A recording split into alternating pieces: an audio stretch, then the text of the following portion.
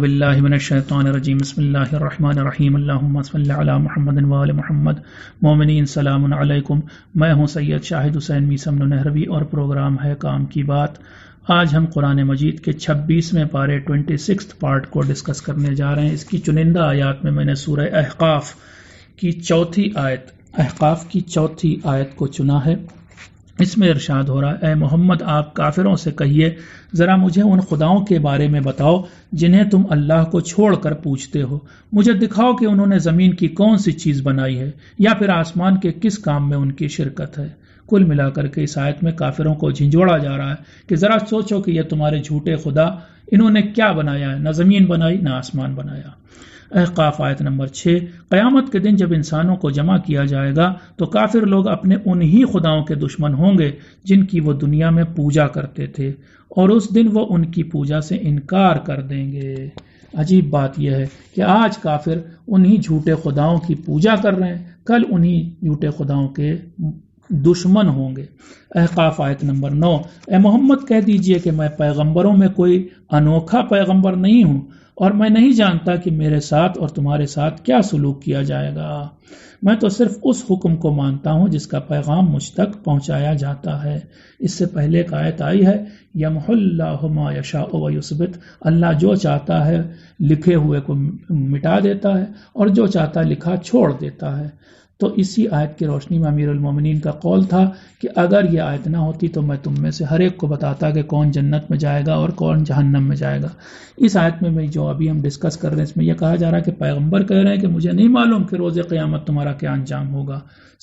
سچ بات یہ ہے کہ آخر میں ہر انسان کا کیا انجام ہونے والا ہے اس کا علم اللہ نے اپنے پاس ہی رکھا ہے۔ احقاف آیت نمبر 13، بے شک جو لوگ یہ کہتے ہیں کہ ہمارا رب اللہ ہے اور پھر وہ اپنی اس بات پر جمے رہتے ہیں، ان پر نہ کوئی خوف ہوگا اور نہ ہی وہ کسی بات سے غمگین ہوں گے۔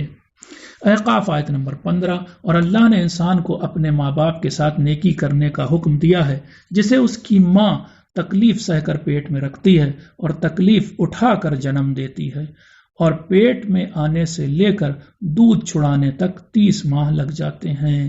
دیکھیے کبھی بچہ پیٹ میں 9 مہینہ رہتا ہے اور کم ترین مدت 6 مہینے بھی ہے۔ تو اگر پہلے قرآن میں آیت آ چکی ہے کہ 2 سال دودھ پلانا ہے، اور یہاں پیٹ میں سے لے کر کے اور دودھ پلانے تک 30 مہینہ کہا جا رہا ہے، شاید اس بچے کی طرف اشارہ ہے کہ جو 6 ہی مہینے بعد پیدا ہو جاتا ہے۔ احقاف آیت نمبر 17 سے 18، اور جو آدمی اپنے ماں باپ سے کہتا ہے کہ اف ہو تم پر، کیا تم دونوں مجھے یہ بتا رہے ہو کہ قیامت کے دن قبر سے نکالا جاؤں گا، جبکہ مجھ سے پہلے بہت سی نسلیں گزر چکی ہیں اور کوئی بھی قبر سے نہیں اٹھا۔ آخر میں وہ کہتا ہے کہ یہ باتیں تو گزرے لوگوں کی جھوٹی کہانیاں ہیں۔ یہ وہی آدمی ہے جس کے لیے جہنم میں بھیجے جانے کا فیصلہ بالکل طے ہو چکا ہے۔ یعنی جو انسان قیامت کے دن انسانوں کے زندہ کر کے اٹھائے جانے کا منکر ہے، اس کا فیصلہ ابھی سے طے ہے کہ وہ جہنم میں جائے گا۔ احقاف آیت نمبر 19، قیامت کے دن ہر انسان کے لیے اس کے عمل کے حساب سے درجے ہوں گے۔ احقاف آیت نمبر 20، قیامت کے دن جب کافر لوگوں کو جہنم کی آگ کے سامنے لایا جائے گا تو ان سے کہا جائے گا، تم تو اپنی نعمتوں کو دنیا کی زندگی میں ہی ختم کر چکے، خوب کھایا پیا اڑایا وہاں پر، اور ان سے وہیں تم فائدہ اٹھا چکے، اس لیے آج تمہیں صرف ذلیل کرنے والی سزا ملے گی، کیونکہ تم لوگ بغیر کسی وجہ کے زمین پر بہت اکڑتے تھے اور کیونکہ تم لوگ حدیں پار کر جاتے تھے۔ احقاف آیت نمبر 21، اے محمد یاد کیجئے قوم عاد کے قومی بھائی ہود کو کہ جب انہوں نے احقاف کی سرزمین پر اپنی قوم کو سمجھایا، اور اس سے پہلے بھی کئی سمجھانے والے یہی سمجھاتے آ چکے تھے کہ تم لوگ اللہ کے سوا کسی اور کی عبادت نہ کرنا۔ کل ملا کر اس سورے کا نام احقاف اسی آیت کی بنا پر ہے کہ جہاں پر قوم عاد یعنی حضرت ہود علیہ السلام کی قوم آباد تھی۔ احقاف آیت نمبر 26، جیسی طاقت اللہ نے قوم عاد کو دی تھی ویسی طاقت تو اس نے مکہ والوں کو بھی نہیں دی۔ اللہ نے قوم عاد کو آنکھ اور دل سب کچھ دیا تھا، مگر نہ ہی ان کے کانوں نے انہیں فائدہ پہنچایا، نہ آنکھوں نے اور نہ ہی دل نے اس وقت کہ جب وہ اللہ کی نشانیوں کو جھٹلا رہے تھے۔ پھر تو اسی چیز نے انہیں اپنے گھیرے میں لے لیا جس کا وہ مذاق اڑایا کرتے تھے، یعنی عذاب۔ اسی عذاب نے ان کو گھیر لیا کہ جس عذاب کا وہ مذاق اڑاتے تھے۔ احقاف آیت نمبر 29۔ اے محمد یاد کیجئے اس وقت کو جب ہم نے جنات کے ایک گروہ کو آپ کی طرف پھیرا تاکہ وہ قرآن سن سکیں، پھر جب وہ حاضر ہوئے تو ایک دوسرے سے بولے خاموش ہو جاؤ، پھر جب قرآن کا پڑھا جانا ختم ہوا تو اپنی قوم کی طرف وہ لوگ سمجھانے والے بن کر پلٹے۔ احقاف آیت نمبر 31۔ ان پلٹ کر جانے والے جنات نے کہا اے ہماری قوم والوں، اللہ کی پکار کا جواب دو اور اللہ کو ماننے لگو تاکہ وہ تمہارے گناہوں کو معاف کر دے اور تمہیں دردناک عذاب سے بچا لے۔ اس کا مطلب یہ ہوا کہ جنات بھی گناہ کرتے ہیں اور ان کو بھی معافی کی ضرورت ہوتی ہے، ساتھ ہی ساتھ ان کے لیے بھی سزا اور جزا ہے۔ احقاف آیت نمبر 35۔ اے محمد آپ صبر کیجئے جس طرح پکے ارادے والے پیغمبروں نے صبر کیا تھا، یعنی اولو العزم پیغمبروں نے، اور ان لوگوں کو سزا دیے جانے میں جلدی مت کیجئے اے پیغمبر۔ اس کے بعد سورہ محمد شروع ہوتا ہے، اس کی آیت نمبر 2۔ جو لوگ ایمان لاتے ہیں یعنی اللہ اور قیامت کے دن کو مانتے ہیں اور اچھے کام کرتے ہیں اور ساتھ ہی اس چیز کو مانتے ہیں جو پیغمبر محمد پر اتاری گئی، اللہ انہیں ان کے برے کاموں سے بری کر دے گا اور ان کے حالات سنوار دے گا۔ اس سے یہ پتہ چلا کہ ایمان لانے سے نہ صرف آخرت میں بلکہ دنیا میں بھی فائدہ ہوتا ہے کہ اللہ سچے مومنوں کے حالات سنوار دیتا ہے۔ محمد آیت نمبر 4۔ اس آیت پر کافی غیر مسلموں کا اعتراض بھی ہے، ذرا غور سے سنیں آپ۔ اس میں مسلمانوں سے کہا جا رہا ہے کہ اے مسلمانوں، جب جنگ کے میدان میں تمہارا سامنا کافروں سے ہو تو ان کی گردنیں اڑا دو، یہاں تک کہ جب تم انہیں خوب قتل کر چکو یا ان پر پوری طور سے حاوی ہو جاؤ تو قیدیوں کو مضبوطی سے باندھ لو، اور اس کے بعد یا تو احسان کرتے ہوئے ان قیدیوں کو آزاد کر دو یا پھر فدیہ یعنی رینسم یا پھروتی لے کر ان قیدیوں کو چھوڑ دو۔ ایسا کرتے رہو یہاں تک کہ دشمن کی فوج اپنے ہتھیار ڈال دے۔ یہی اللہ کا قانون ہے، اور اگر اللہ چاہتا تو ان سے بغیر جنگ کے انتقام لے لیتا، مگر اس نے ایسا نہیں کیا تاکہ تم میں سے کچھ کو کچھ کے ذریعے آزما لے۔ یہاں پر اعتراض یہ ہوتا ہے غیر مسلموں کو کہ صاحب یہاں پر کافروں کی گردن اڑانے کا حکم دیا جا رہا ہے اور اس سے تو وائلنس ثابت ہوتا ہے۔ جواب یہ ہے کہ یہاں پر جنگ کے آداب مسلمانوں کو سکھائے جا رہے ہیں، اور کوئی بھی ملٹری ہو، دنیا کے کسی بھی ملک کی ملٹری ہو، جب ملٹری ٹریننگ دی جاتی ہے تو یہی کہا جاتا ہے کہ جب تمہارا سامنا دشمنوں سے ہو تو انہیں مارو، انہیں قتل کرو۔ یہ تو نہیں کہا جاتا کہ اگر دشمنوں سے سامنا ہو تو تم ان کا مثلاً ان سے ہاتھ ملاؤ، منہ چوم لو، ایسا تو نہیں سکھایا جاتا۔ سکھایا یہی جاتا ہے کہ ان سے لڑنا ہے، تمہیں فائٹ کرنا ہے، تو یہی یہاں سکھایا جا رہا ہے۔ دوسرا جواب یہ ہے کہ یہاں پر جنگ اور اس میں گردنیں اڑا دینے کا حکم ضرور دیا گیا ہے، مگر یہ حکم تب آیا جب مشرکوں اور کافروں نے مسلمانوں کا جینا حرام کر دیا تھا، یہاں تک کہ مسلمانوں کو اپنا وطن یعنی مکہ چھوڑنا پڑا۔ اس کے بعد بھی مشرک لوگ مسلمانوں کا وجود مٹانے کے لیے مکہ سے لشکر لے کر مدینہ آ پہنچے۔ اس لیے جن لوگوں کو اس آیت پر اعتراض ہو وہ ضرور اسلامی تاریخ پڑھیں اور ہسٹری پڑھیں، دیکھیں کہ وہاں پر کس طرح سے مشرکین مکہ نے مسلمانوں کے ساتھ کیا سلوک کیا تھا۔ آیت نمبر 4 سے 6 سورہ محمد کی۔ جو لوگ اللہ کی راہ میں قتل کیے جائیں گے اللہ ان کے نیک کاموں کو برباد نہیں ہونے دے گا، وہ ان کی رہنمائی کرے گا اور ان کے معاملات کو سدھار دے گا اور انہیں اس جنت میں داخل کرے گا جس کی پہچان اس نے پہلے ہی سے ان کو کرا دی ہوگی۔ اب یہ بھی یاد رکھیں کہ روایات میں آیا شہید کو مرنے سے پہلے ہی اس کا مقام جنت میں دکھا دیا جاتا ہے، شاید یہاں پر پہچان کرا دینے کا مطلب یہی ہے۔ محمد آیت نمبر 7۔ اے مومنو، اگر تم اللہ کے دین کی مدد کرو گے تو وہ بھی تمہاری مدد کرے گا اور تمہارے قدموں کو سچ کے راستے پر جمائے رہے گا۔ تو یہاں پر یہ کوئی نہ سوچے کہ اللہ کو بھی مدد کی ضرورت ہوتی ہے۔ بات یہ ہے جیسا امام زین العابدین علیہ السلام دعا میں فرماتے ہیں، یا اللہ ہمیں تو اپنی راہ میں استعمال کر لے۔ یہ تو اللہ کا کرم ہے کہ وہ آپ کو اپنے دین کی راہ میں یا انسانیت کی راہ میں استعمال کر لے، ورنہ اس کے پاس بقول امیر المومنین کے نہج البلاغہ میں فرماتے ہیں کہ تم نیک کام کی طرف لپکو، اگر تم نہیں لپکو گے تو اللہ کے لیے کرنے والے بہت ہیں، وہ دوسرے کو چن لے گا، دوسرے کا انتخاب کر لے گا۔ محمد آیت نمبر 8 سے 9، کافروں نے اللہ کے بھیجے ہوئے قانونوں کو ناپسند کیا تو اللہ نے ان کے تمام نیک کاموں کو بے اثر کر دیا۔ ان دو آیتوں سے پتہ چلتا ہے کہ اگر ایک مسلمان بھی اللہ کے کسی قانون سے کراہیت کرے گا تو اس کے نیک کام بھی برباد ہو جائیں گے، جیسا کہ اللہ نے کافروں کے ساتھ کیا۔ محمد آیت نمبر 11، اللہ مومنوں کا مولا ہے جبکہ کافروں کا کوئی مولا نہیں۔ اب یہاں پر مولا کا مطلب کیا؟ آپ کو لا محالہ یہی ترجمہ کرنا پڑے گا کہ مولا کا مطلب سرپرست۔ جو لوگ یہ کہتے ہیں کہ غدیر میں جب پیغمبر نے اعلان کیا من کنتو مولا ہو فہذا علی مولا ہو، تو وہاں پر مولا کا مطلب دوست، ان کو یہ آیت پڑھنی چاہیے۔ یہاں پر دیکھیے کہ یہاں پر مولا کا لفظ بھی آیا اور یہاں پر سرپرست کا معنی بھی ہے۔ محمد آیت نمبر 12، جو لوگ کافر ہیں وہ اس دنیا میں موج کر رہے ہیں، وہ اس طرح کھا رہے ہیں جس طرح جانور کھاتے ہیں، مگر آخر میں ان کا ٹھکانہ جہنم ہوگا۔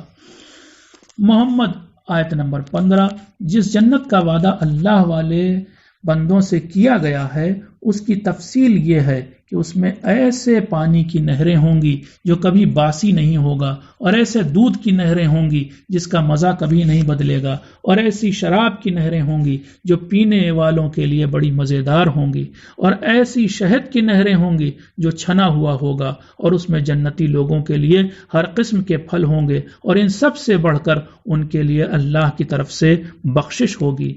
محمد آیت نمبر 18، کیا یہ لوگ قیامت کے انتظار میں ہیں کہ وہ ان تک اچانک آ پہنچے؟ تو اس کی نشانیاں تو آ چکی ہیں، مگر جب قیامت آ چکے گی تو نصیحت کا کیا فائدہ رہ جائے گا۔ یہاں پر نشانیاں آ جانے کا مطلب شاید قرآن اور پیغمبر اسلام کا آ جانا، یعنی آخری چیز سب آ چکی ہے۔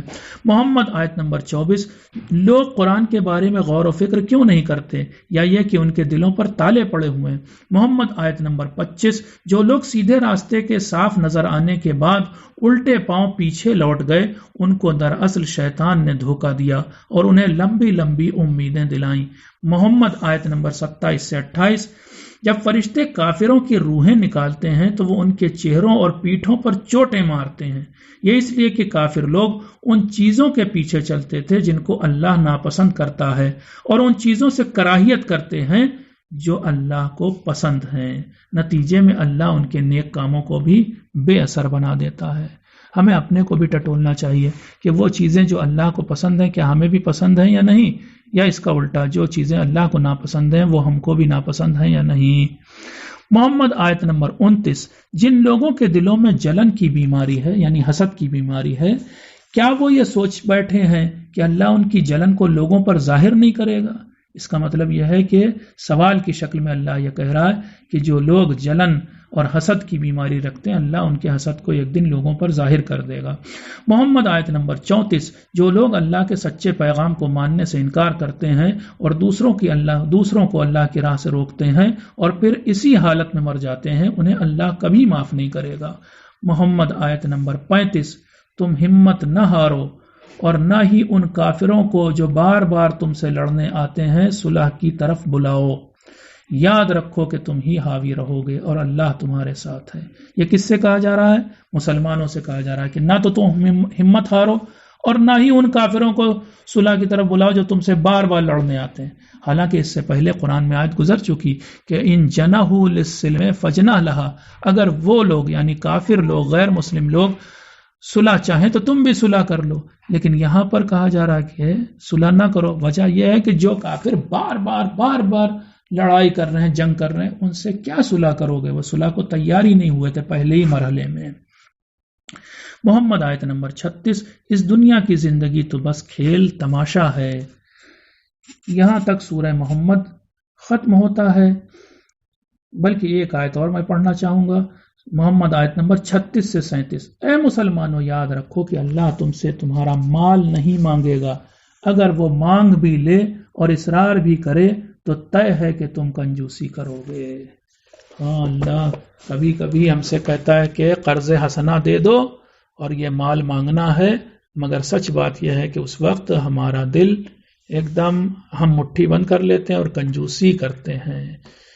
یہ قرآن کی بات ہے، ورنہ میں یہ نہ کہتا کہ ہم ایسا کرتے ہیں۔ اللہ ہمیں اس چیز سے نجات دے، اور وَمَن یوق شح نفسہ فقد فاز، جس انسان کو نفس کی کنجوسی اور پکڑ اور گرفت سے آزادی مل گئی وہی کامیاب ہو گیا۔ فتح سے شروع کر رہے ہیں ہم، اور سورہ فتح کی آیت نمبر 1، جس میں ارشاد ہو رہا ہے، اے محمد بے شک ہم نے آپ کو کامیابی دی، ایک کھلی کامیابی۔ تو نہ صرف یہ کہ اللہ تعالیٰ نے کامیابی دی، بلکہ کھلی اور بڑی عظیم کامیابی دی۔ اب آپ نے شاید سنا ہو یہ آیت کس وقت نازل ہوئی۔ یہ آیت کسی جنگ کے موقع پہ نہیں نازل ہوئی کہ پیغمبر کوئی جنگ جیتے تو یہ آیت نازل ہوئی، یا مثلا 500 لوگوں کو مسلمان کیا تو یہ آیت نازل ہوئی، بلکہ یہ آیت اس وقت نازل ہوئی کہ جب جناب پیغمبر اسلام صلی اللہ علیہ وآلہ وسلم نے ایک صلح کی مکے کے بت پرستوں کے ساتھ، جسے صلح حدیبیہ کہا جاتا ہے، پیس ٹریٹی سائن کی۔ تو جب پیس ٹریٹی سائن کی تب آیت آئی کہ ہم نے آپ کو کھلی کامیابی دی، تب اللہ نے اسے کھلی کامیابی کہا۔ تو اسلام جنگ کی کامیابی کو کھلی اور عظیم کامیابی نہیں مانتا، پیس ٹریٹی سائن کرنے کو کھلی کامیابی مانتا ہے۔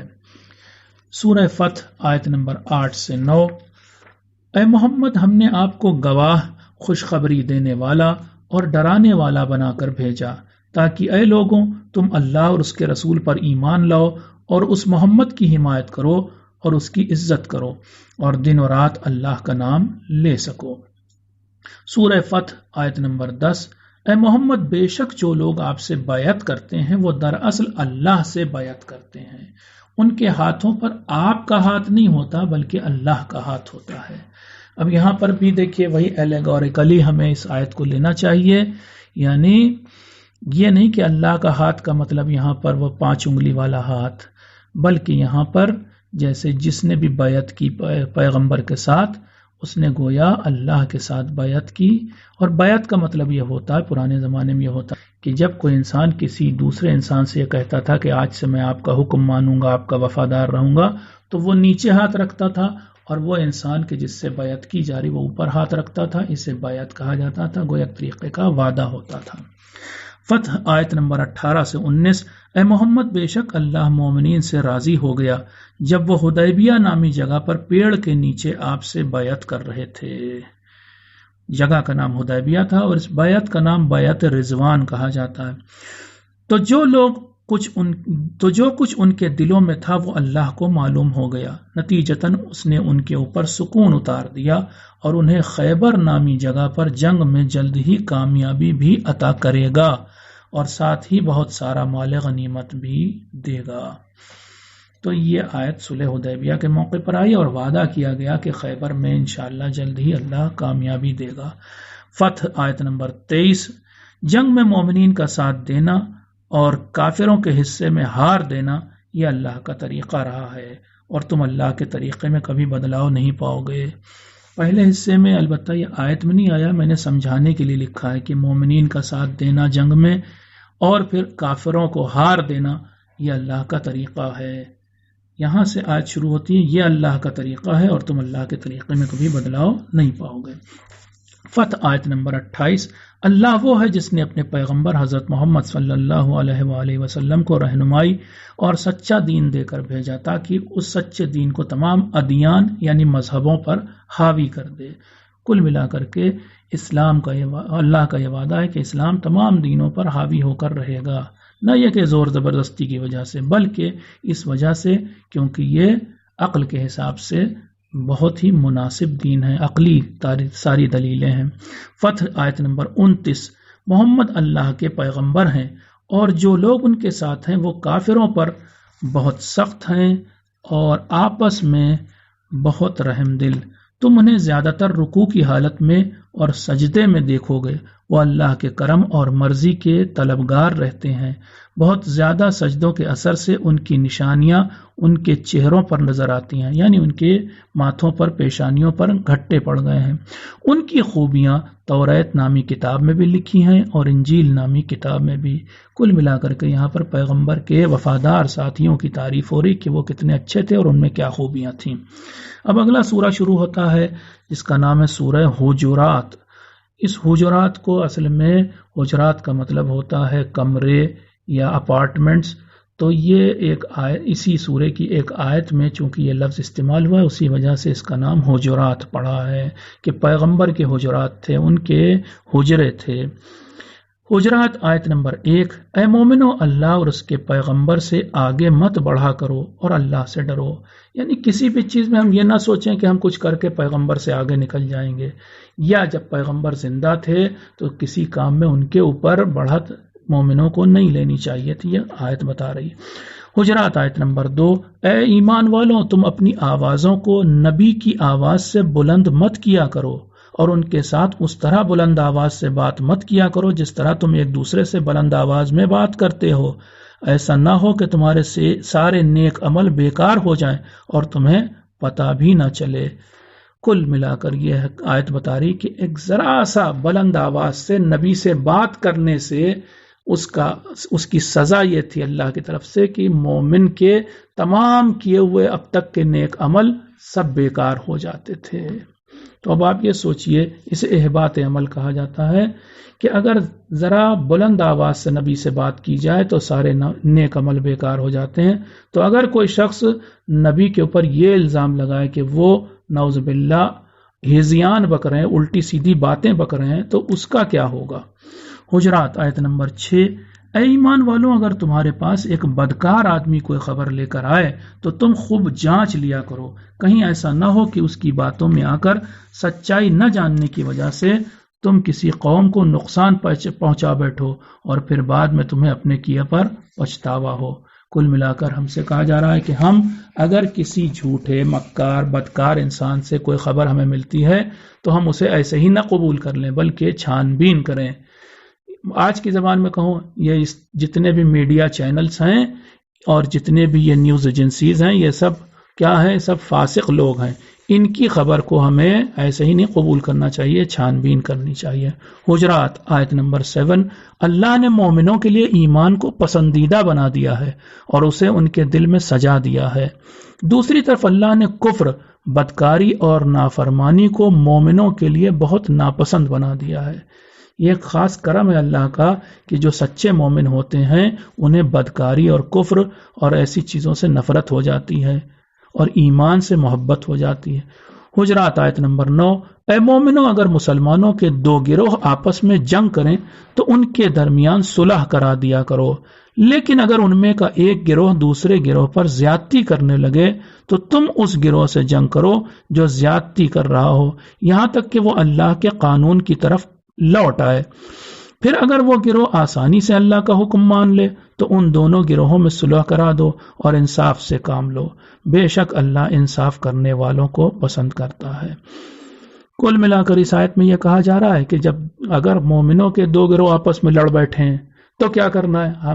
کرنا یہ ہے کہ ہمیں ان کے بیچ صلح کروانی. لیکن اگر ان میں کا ایک گروہ پھر بھی نہ مانے، اڑ جائے اور بغاوت کرے تو ہمیں پھر اس گروہ سے جنگ کرنی پڑے گی، اس کو پھر یعنی سبق سکھانا پڑے گا یہاں تک کہ وہ اللہ کا حکم ماننے لگے.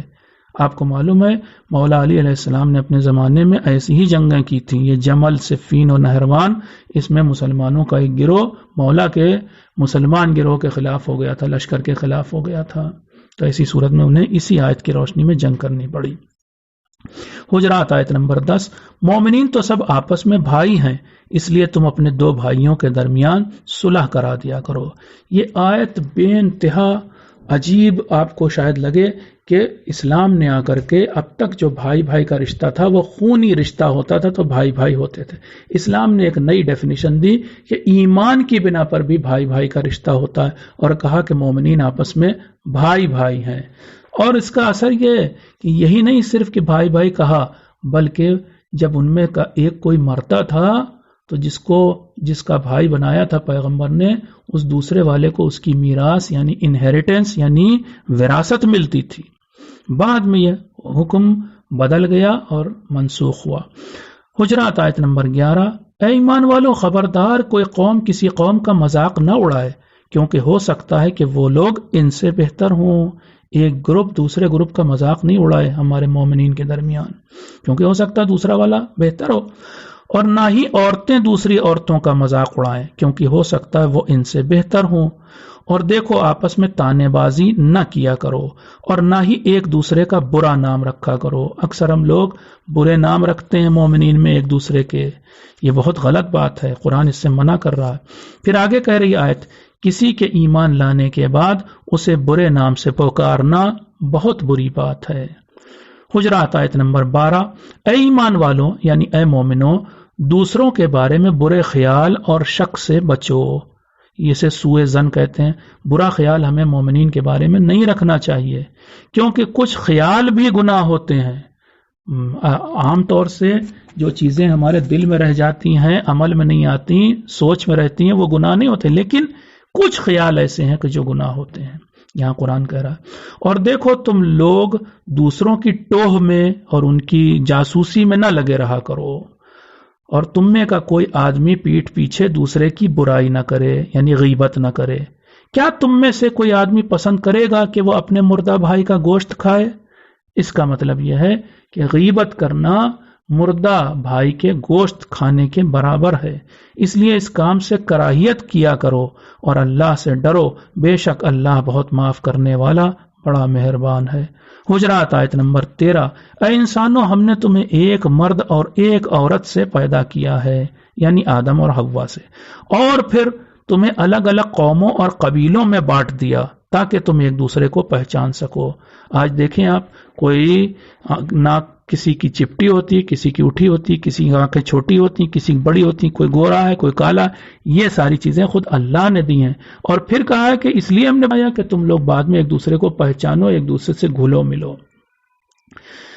آیت نمبر 13، بے شک اللہ کی نگاہ میں تم میں سے سب سے زیادہ عزت دار وہ آدمی ہے جو سب سے زیادہ گناہ سے بچتا ہے یعنی تقوی رکھتا ہے۔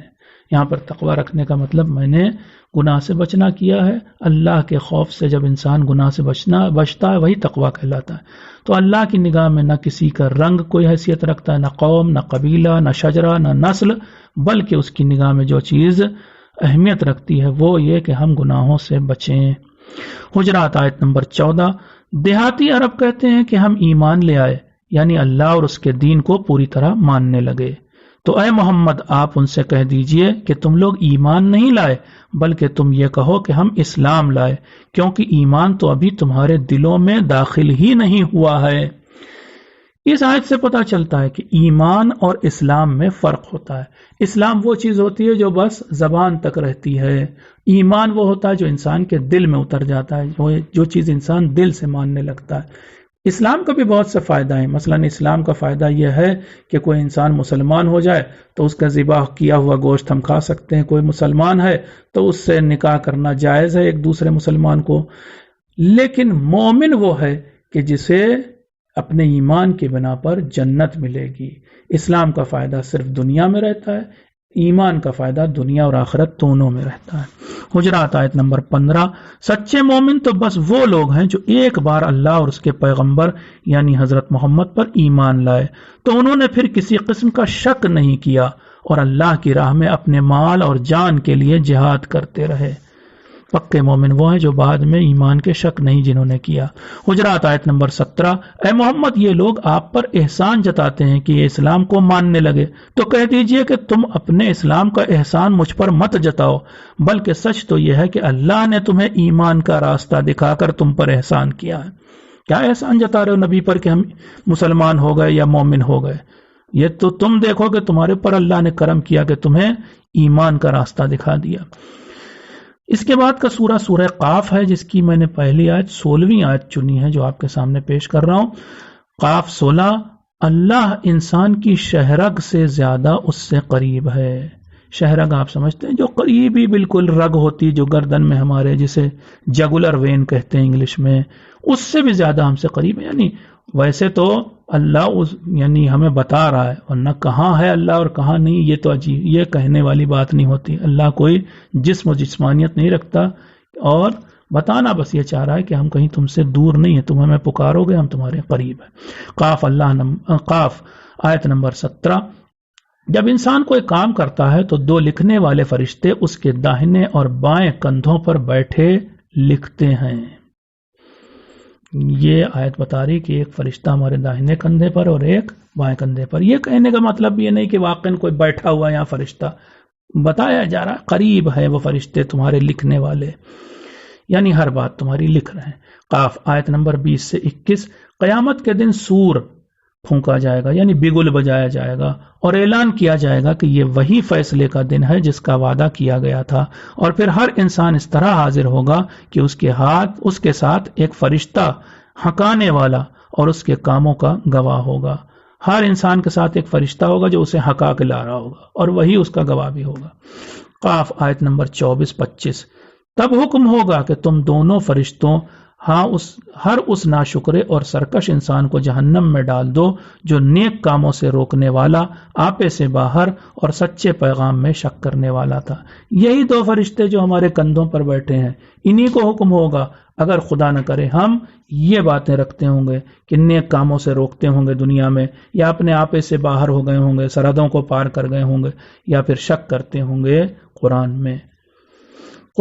قاف آیت نمبر 27. اس وقت اس کا ساتھی یعنی شیطان کہے گا، جب اس جہنمی انسان کو جہنم میں ڈالا جا رہا ہوگا، اس وقت اس جہنمی کا ساتھی یعنی شیطان اس سے کہے گا، اللہ سے کہے گا، اے رب میں نے اسے گمراہ نہیں کیا بلکہ یہ تو خود ہی سخت گمراہی میں پڑا ہوا تھا. کل ملا کر قیامت کے دن شیطان مکر جائے گا کہ ہم نے اس انسان کو نہیں بہکایا، یہ خود گمراہ ہوا ہے. قاف آیت نمبر 30. قیامت کے دن اللہ جہنم سے کہے گا، کیا تو بھر گئی، یعنی کیا انسانوں کو کھا کر تیری بھوک مٹ گئی؟ تو وہ کہے گی، کیا کچھ اور مل سکتا ہے، حل میں مزید. اس کے بعد قاف آیت نمبر 39-40. اے محمد آپ سورج نکلنے سے پہلے اور اس کے ڈوبنے سے پہلے اللہ کی تعریف کرتے ہوئے اس کا نام لیا کیجئے، اور رات کے کچھ حصے میں اور نمازوں کے بعد بھی اس کا نام لیا کیجئے. یہاں پر نام لینا یعنی تسبیح کرنا. دیکھیے کئی جگہ پر قرآن مجید میں تسبیح کا وقت بیان کیا گیا ہے. 2 جگہ پر ایسا آپ کو ملے گا یا شاید اس سے زیادہ کہ سورج نکلنے سے پہلے اور سورج کے ڈوبنے سے پہلے، اور اسی طرح رات کے کچھ حصے میں. پھر ہم کو یہ بھی کہا گیا کہ نمازوں کے بعد بھی ہم اللہ کا نام لیں یعنی دعا کریں. ایسا نہیں کریں کہ ہم بس نماز پڑھی اور اٹھ کے چلے گئے. حدیث میں آیا ہے کہ جو انسان نماز کے بعد دعا نہیں مانگتا، اللہ کے سامنے ہاتھ نہیں پھیلاتا، اللہ اس نماز کو اس کے منہ پہ مار دیتا ہے. یعنی یہ تو میں نے نماز واجب کی تھی تو نے پڑھی، ورنہ تو میرے سامنے خود کو فقیر اور بھکاری نہیں سمجھتا. اس کے بعد کا سورہ زاریات آیت نمبر 7. اس آسمان کی قسم جس میں راستے ہیں. یہ آیت بہت زبردست تھیم رکھتی ہے ریسرچ کے لیے، سائنٹیفک ریسرچ کے لیے کہ آسمان میں کیسے راستے ہیں. زاریات آیت نمبر 10 اور 11. قیامت کے دن اٹکلیں لگانے والے ہلاک ہو جائیں گے، یہ وہی لوگ ہوں گے جو دنیا میں جہالت اور غفلت میں پڑے رہتے ہیں. زاریات آیت نمبر 15 سے 19. البتہ متقین لوگ یعنی اللہ سے ڈرنے والے لوگ اس دن باغوں اور بہتے ہوئے چشموں کے بیچ ہوں گے. یہ لوگ وہ چیزیں حاصل کریں گے جو انہیں ان کا رب عطا کرے گا، کیونکہ یہ وہ لوگ تھے جو دنیا میں نیکیاں کرنے والے تھے، عبادت کی وجہ سے راتوں کو کم سویا کرتے تھے اور سحر کے وقت اللہ سے اپنے گناہوں کی معافی مانگا کرتے تھے، اور جن کے مال میں مانگنے والوں اور محتاجوں کے لیے ایک خاص حصہ ہوا کرتا تھا. یعنی اپنی آمدنی میں وہ پہلے ہی سے طے کر دیتے تھے کہ اتنا تو ہم ضرور محتاجوں اور غریبوں کو دیں گے. زاریات آیت نمبر 20 سے 21. یقین کرنے والوں کے لیے زمین میں اللہ کے وجود کی بہت سی نشانیاں ہیں اور خود انسانوں کے اندر بھی بہت سی نشانیاں ہیں، تو تم لوگ کیوں نہیں دیکھتے. یہاں بھی 2 طرح کی آیات اور نشانیوں کا ذکر ہو رہا ہے، آیات آفاق اور آیات انفس، جسے ہم نے حامیم سجدہ کی آیت نمبر 53 یعنی 25ویں پارے میں بیان کیا تھا. آخری بات اور کہتا ہوں اور زحمت تمام کرتا ہوں. زاریات آیت نمبر 22. اے لوگوں تمہاری روزی اور جس چیز کا تم سے وعدہ کیا گیا ہے وہ آسمان میں ہے. اب یہ بہت غور کرنے والی اور فکر کرنے لائق آیت ہے کہ ہم دیکھیں کہ ہماری روزی آسمان میں کیسے. کچھ لوگوں نے کہا اس کا مطلب یہ کہ وہ پانی جو آسمان سے برستا ہے اور جس سے کھیت کھلیان جو ہیں وہ ہرے بھرے ہو جاتے ہیں. اس کے علاوہ کچھ لوگوں نے سورج چاند ستاروں کے ذریعے جو روزی روٹی ہمیں حاصل ہوتی ہے اس کے بارے میں کہا ہے، وغیرہ وغیرہ. لیکن بہرحال ہمیں ریسرچ کرنے کی ضرورت ہے. انہی الفاظ کے ساتھ میں یہیں پر اپنی بات کو ختم کرتا ہوں.